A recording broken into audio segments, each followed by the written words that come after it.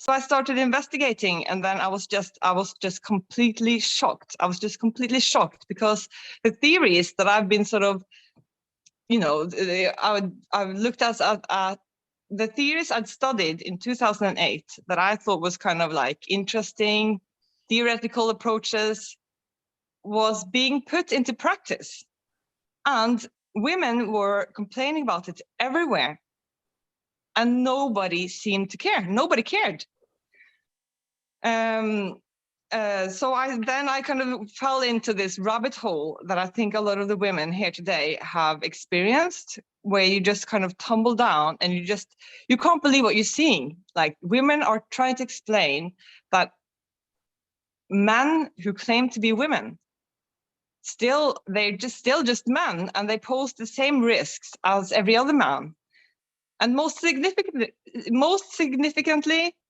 all the rights that women and feminists have fought for the last 100 years, which have been developed to protect women from discrimination on the basis of sex, those rights were just being exchanged with this weird concept of gendered identities.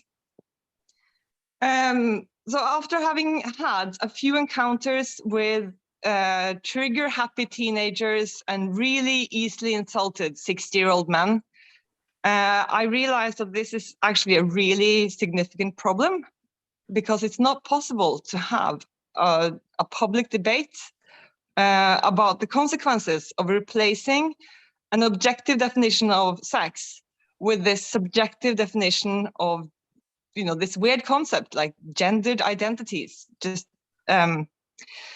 And then I realized it was the same problem. Well, at least the way I saw it, it seemed like it was the same problem in every industrial country. Like in Britain, lesbians were saying men can't be lesbians. And there was like a demonized lesbian in every country. And in Norway, that lesbian was Tonje Gjevjon. She's a lesbian artist, writer, and musician. People were just comparing her to like somebody calling for genocide. Well, anyway, because it's the way I saw it, the way I see it, is like the changes to the understanding of what sex and biology and gender is.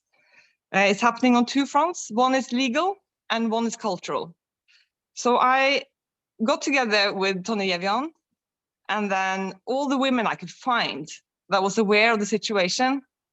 And we made two different platforms to approach this problem in order to kind of try to sort of force some space in so that we could have a proper discussion. One of those is a platform called The Matriarch. It's a platform where women are invited to make anonymous statements where they can be as unfiltered as they want to, where they can be as angry as they want to, and as clear, and try to find the words to describe how they experience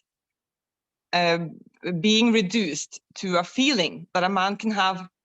And then the other approach was promoting the work of Women's Declaration International and this incredible tool, the Declaration on Women's Sex-Based Rights.